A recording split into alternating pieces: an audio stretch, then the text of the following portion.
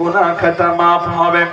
আমার মা বোনেরা তো 30টা রোজা রাখতে পারে না, তাদের সমস্যার কারণে, নিজেদের সমস্যার কারণে আল্লাহ রাব্বুল আলামিনের পক্ষ থেকে যে সমস্যা দেওয়া হয়েছে, যেহেতু আমার মা বোনেরা আছে সেজন্য আলোচনাটা ধরতেছি। ও আম্মা জান, এই যে আপনাদের যতগুলা রোজা নষ্ট হবে, 3টা হোক, 4টা হোক, 5টা, 7টা, যে কয়টা রোজা নষ্ট হবে, আল্লাহর পক্ষ থেকে যে বিমার আপনাদেরকে দেওয়া হয়েছে, এই বিমারের কারণে গো মা ও আম্মা জান, আপনাদের জন্য আল্লাহ তাআলা একটা রাস্তা রেখে দিয়েছেন। এই যে যখন রোজা বের হয়ে যাবে, ঈদের পরে যখন আপনি সময় পান, সেই সময়টা মিলাইয়া আপনার কাজা রোজা গুলা আদায় করবেন। আল্লাহ তাআলা বলেন, বান্দি রে, তুই আমি আল্লাহর ভয়ে রোজা কাজা করেছিস, ও বান্দি শোন, এই যে রমজান মাসে রোজা রাখলে যতগুলা সওয়াব পাইতি, আমি আল্লাহ তোমার আমলনামায় ততগুলা সওয়াব জমা করে দিলাম। একবার জোরে জোরে বলেন না ভাই সুবহানাল্লাহ। একটা রোজা যদি কেউ এমনি কাজা করে, জরুরত ছাড়া যদি কাজা করে, অসুবিধা ছাড়া যদি কাজা করে, অর্থাৎ ভঙ্গ করে দেয়, আল্লাহর নবী বলেন, সেই রোজাটা কাজা করার জন্য যদি বান্দা একটা বছর লাগাইয়া দেয়, সারাটা বছর যদি বান্দা রোজা রাখে, তবু সেই রমজান মাসের একটা রোজার ফজিলত বান্দা পাইবে না। কিন্তু কত রোজা আমাদের যাইতেছে, যায় না? কত রোজা যাইতেছে, কিন্তু একটা রোজাও যদি কোনো বান্দা যদি জেনে বুঝে, নিজের অসুবিধা নাই, বেমার নাই, কোনো সফরে নাই, বান্দা এমনি ভেঙে দিয়েছে, একটা রোজা নষ্ট করেছে, সারাটি বছর যদি বান্দা রোজা রাখে, তারপরও এই রমজান মাসে যে একটা রোজা নষ্ট করলো, এর ফজিলত পাবে না।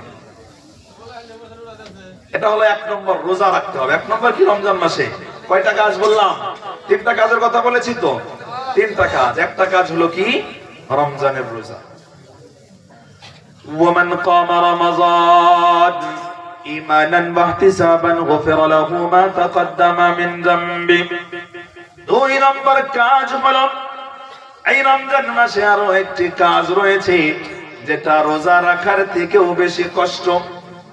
রোজা রাখার থেকেও বেশি কষ্ট, কারণ রোজা রাখার থেকে যদি বেশি কষ্ট না হইতো, যতগুলা বান্দা রোজা রাখে তার থেকে বেশি এই আমলটা করত। এই যে রমজান মাসে একটা আমল আসে, রাত্রের বেলায় বান্দা তারাবি পড়ে। তারাবি পড়ে না নাই বলেন? তারাবি পড়ে। যতগুলা বান্দা রোজা রাখে সবগুলা কিন্তু তারাবি পড়ে না। কথা বলেন ঠিক কিনা? কিন্তু যতগুলা বান্দা তারাবি পড়ে, প্রত্যেকটা বান্দা রোজা রাখে, প্রত্যেকটা বান্দা রোজা রাখে। যেই তারাবি পড়তে যায় সেই রোজা রাখে, কিন্তু যেই রোজা রাখে সেই তারাবি পড়ে না। এর মানে বোঝা গেল রোজার থেকেও তারাবি পড়া কষ্ট বেশি। কথা বলেন ঠিক কিনা?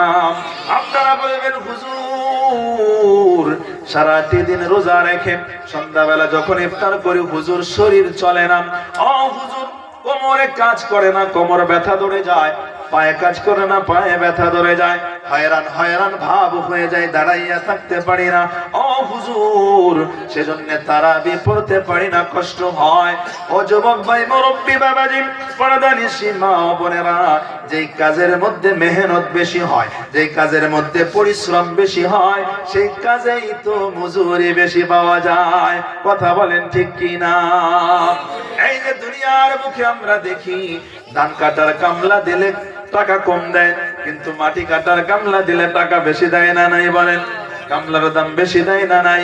সেজন্য আল্লাহ তাআলা বলতেছেন, বান্দারে, যেই কাজের মধ্যে কষ্ট বেশি হয়, সেই কাজের মধ্যে আমি আল্লাহ মজুরি বেশি দেই। ও বান্দা, আমি জানি তুই সারাটি দিন রোজা রেখেছিস, বান্দা তুমি না খেয়েছিলে, বান্দা যখন বিকাল হয়ে গিয়েছে, ও বান্দারে, তুমি তো কথা বলতে পারো নাই, ভালো করে চলতে পারো নাই। ও বান্দা, বিছানার মধ্যে পড়ে গিয়েছো, পিপাসায় তোমার গলাটা শুকিয়ে গিয়েছে। ও বান্দা, ক্ষুধার যন্ত্রণায় পেট আর পিঠ এক হয়ে গিয়েছে। ও বান্দা, যদি তোমার সম্মুখে সমুদ্রের পানি এনে দিত, বান্দা তোমার মন চাইতো, হায়রে পুরা সমুদ্রের পানি আমি খেয়ে ফেলবো, এমন ভাব হয়ে গিয়েছে। তারপর বান্দা, তুমি আমি আল্লাহর ভয়ে বান্দা তুমি রোজা ভাঙো নাই, সেজন্য বান্দা তুমি যে আমাকে এত ভয় করেছো, তারপর বান্দা তুমি যখন তারাবি পড়ার জন্য যাইবে, ও বান্দা আমি সবকিছু জানি, সবকিছু দেখি, তারপরও যে বান্দা এই কষ্টটা স্বীকার করতে পারবে, নিজের আরামটাকে বিসর্জন দিয়ে তারাবির নামাজের জন্য যাইতে পারবে, আল্লাহ তাআলা বলতেছেন তার পিছনের সমস্ত গুনাহ খাতা আমি আল্লাহ মাফ করে দেব। একবার জোরে জোরে বলেন না ভাই সুবহানাল্লাহ। ও যুবক ভাই, মুরব্বি বাবাজি,